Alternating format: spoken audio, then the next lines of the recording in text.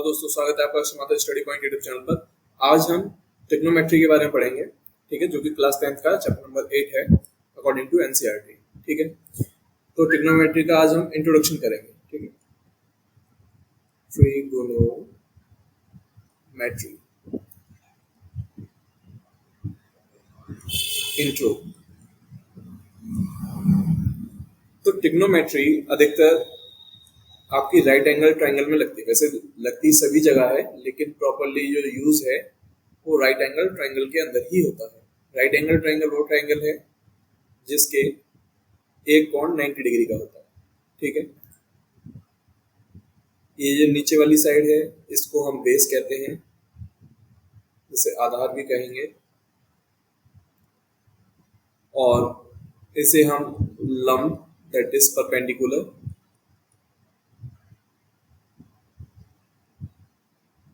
जो longest side of the triangle which is opposite to the 90 degree उसे हम बोलेंगे हाइपोटेन्यूस। ओके, हाइपोटेन्यूस इसे हिंदी में कर्ण कहते हैं। ठीक है, इसमें पाइथागोरस थ्योरम लगती है, सभी बच्चे जानते होंगे। पाइथागोरस थ्योरम,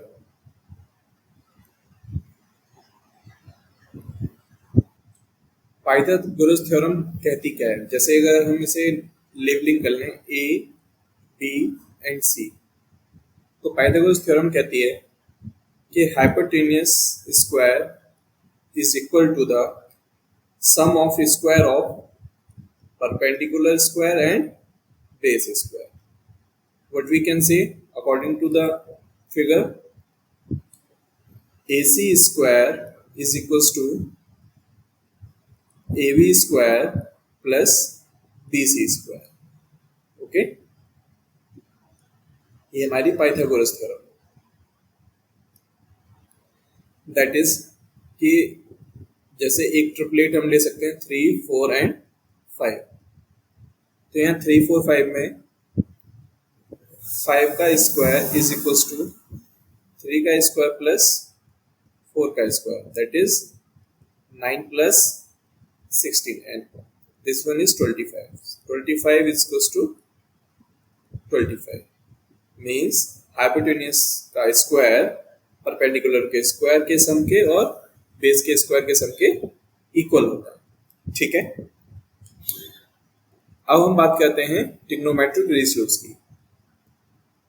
ट्रिग्नोमेट्रिक रेशियोज,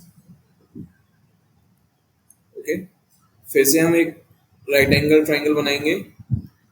हो सकता है कि फिगर थोड़ी टेढ़ी मेढ़ी हो, बट हमें अंडरस्टैंड करके चलना है। ठीक है, ये आपका 90 डिग्री है, 90 डिग्री के सामने ये आपका हाइपोटेन्यूस है, ये परपेंडिकुलर है, ये बेस है, ये एंगल थीटा है। नाम कुछ भी ले सकते हैं, जैसे यहाँ पर हम डाल दें ABC, तो हम एंगल C भी लिख सकते हैं, एंगल थीटा भी लिख सकते हैं, एंगल अल्फा भी लिख सकते हैं, एंगल बीटा भी लिख सकते हैं, या कोई भी सिंबल से हम इसे रिप्रेजेंट कर सकते हैं। तो ऐसा नहीं है कि हमें थीटा ही रखना है, ठीक है, कुछ भी लिख सकते हैं। तो ट्रिग्नोमेट्रिक रेशियोज की बात करें तो ट्रिग्नोमेट्रिक रेशियोज को हम कह सकते हैं, जैसे अगर आप परपेंडिकुलर और बेस का अगर रेशियो लें, किसके सामने? एंगल C के लिए। एंगल C के लिए आप परपेंडिकुलर और बेस का रेशियो लेंगे तो उसे हम tan बोलेंगे, या उसको उल्टा कर देंगे तो उसे cot बोलेंगे। लेकिन यहाँ पर अगर हाइपोटेन्यूस और बेस का अगर रेशियो होगा तो उसे क्या बोलेंगे? परपेंडिकुलर और हाइपोटेन्यूस के रेशियो को हम क्या कहेंगे? तो उसके लिए कुछ फंक्शंस डिफाइन किए गए हैं, उन्हें मैं बताने जा रहा हूँ। ठीक है, तो आपका होता है sine, cos, tan, cot, sec and cosec. यहां पर थीटा लगा लीजिए क्योंकि हम एंगल के सामने कुछ साइड के रेशियो की बात करेंगे। अगर हम साइन थीटा की बात करें तो साइन थीटा होता है P upon H means perpendicular upon hypotenuse. Cos theta होता है base upon hypotenuse. Tan theta होता है perpendicular upon base. Cot theta होता है बेस अपॉन परपेंडिकुलर। सेक होता है हाइपोटेन्यूज अपॉन बेस। कोसेक होता है हाइपोटेन्यूज अपॉन परपेंडिकुलर। ओके, अब ये आपको कैसे पता चलेगा या फिर आप कैसे इसे याद रख सकते हैं? तो इसका एक शॉर्टकट है, पाकिस्तान भूखा प्यासा, हिंदुस्तान हरा भरा। या फिर अगर हिंदी मीडियम के लिए अगर हम देखें तो लाल और कक्का, के ए। तो ये होता है परपेंडिकुलर अपॉन हाइपोटेन्यूज, जिसे हम बोलेंगे साइन, इसे बोलेंगे कॉस, इसे बोलेंगे टेन। अगर हम इसके अपोजिट चले जाएं, अगर हम इसका रेसिप्रोकल कर दें, उल्टा कर दें, रेसिप्रोकल करने पर हमारे पास क्या आएगा?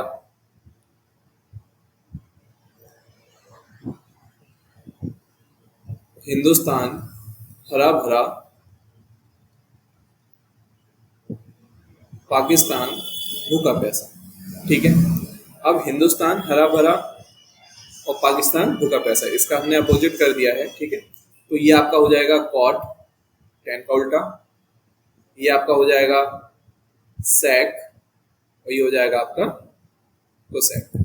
ठीक है, like perpendicular upon hypotenuse sine हो गया और कोसेक हाइपोटेन्यूज अपॉन परपेंडिकुलर हो गया। ठीक है, इसी के बेसिस पे हम क्या लिख सकते हैं कि अगर हम साइन थीटा की बात करें तो साइन थीटा क्या होगा, किस किस का रेशियो होगा? Perpendicular upon hypotenuse, that is A B upon A C. अगर हम कॉस थीटा की बात करें तो कॉस थीटा क्या होगा? B C upon A C. अगर हम टेन थीटा की बात करें तो क्या होगा? A B upon B C. Cot theta को इसका अपोजिट कर देते हैं तो इसका क्या आएगा? Perpendicular upon base, that is B C upon A B. अगर हम सेक थीटा की बात करें तो सेक थीटा क्या होगा आपका? Base upon hypotenuse. तो बेस क्या है? B C upon hypotenuse, that is A C. Okay, and cosec क्या होता है आपका? Hypotenuse upon perpendicular. तो हाइपोटेन्यूज आपका क्या है? ए सी, और परपेंडिकुलर क्या है आपका?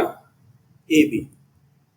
आप अब चेक कर सकते हो कि साइन थीटा जो कि ए बी अपॉन ए सी है उसका अपोजिट हो गया ए सी upon A B.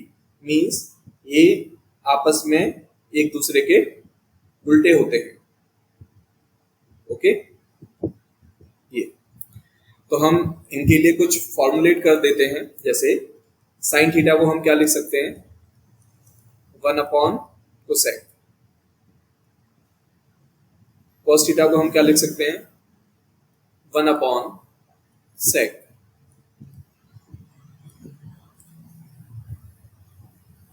Tan theta को हम क्या लिख सकते हैं? 1 अपॉन कॉट। अगर हम इनका अपोजिट कर दें, अपोजिट का मतलब है कि अगर हम कोसेक थीटा की बात करें, ठीक है, तो कोसेक थीटा क्या होगा? 1 अपॉन साइन थीटा। अगर हम सेक थीटा की बात करें तो सेक थीटा क्या होगा? 1 अपॉन कॉस थीटा। और अगर हम कॉट थीटा की बात करें तो वो क्या होगा? 1 अपॉन टेन थीटा। अगर हम यहां से कोई आइडेंटिटी निकाल के ला पाए तो वो किस तरीके से होगी कि sine theta into cosec theta is equals to 1. Means what I did cross multiplication. So 1 multiply 1 become 1, sin theta into cos theta become 1. अगर हम इसे करना चाहिए, sin theta क्या होता है हमारा? Perpendicular upon hypotenuse. And cosec theta क्या होता है? Hypotenuse upon perpendicular. तो परपेंडिकुलर से परपेंडिकुलर गया, हाइपोटेन्यूज से हाइपोटेन्यूज गया, जो कि किसके बराबर आ गया? 1 के बराबर आ गया। इसीलिए साइन थीटा और कोसेक थीटा का मल्टीप्लिकेशन 1 होता है। ऐसे ही हम सबके लिए लिख सकते हैं cos theta into sec theta is equal to 1। Cosec cosec हमने ऑलरेडी लिखा हुआ है, तो tan theta into cot theta is equal to 1। तो इस तरह से हमारी कुछ आइडेंटिटी हो जाएंगी। तो आज हमने क्या पढ़ा है, ट्रिग्नोमेट्रिक रेशियोज को पढ़ा है कि ट्रिग्नोमेट्रिक रेशियो कैसे निकालते हैं, पाइथागोरस थ्योरम देख ली है, ठीक है, और हमने साइन थीटा को उसके रेसिप्रोकल में लिख के देख लिया कि वो किसके बराबर होता है, 1 अपॉन कोसेक थीटा के बराबर होता है। जस्ट रेशियोज का उल्टा हो जाता है। साइन थीटा जो कि परपेंडिकुलर अपॉन हाइपोटेनियस है, तो हाइपोटेनियस अपॉन परपेंडिकुलर भी एक रेशियो हो सकता है, तो उसको हमने कोसेक थीटा के नाम से जानते हैं। अब आपके मन में एक सवाल आया होगा कि अगर जैसे ये एक राइट एंगल ट्राइंगल है दैट इज 90 डिग्री, ये आपका एंगल थीटा है और ये आपका एंगल अल्फा है, ए बी एंड सी। अगर हमने साइन थीटा की बात करी, साइन थीटा, तो साइन थीटा क्या होगा, A B upon A C. But अगर आपसे साइन अल्फा पूछ लिया तो साइन अल्फा आपका हो जाएगा बी सी अपॉन ए सी, क्योंकि हाइपोटेनस सेम रहेगा लेकिन एंगल चेंज होने से परपेंडिकुलर चेंज हो जाता है। तो आपको क्या ध्यान देना है कि जब आपको एंगल के बारे में बात करें तो थीटा या एंगल के अपोजिट में जो साइड होती है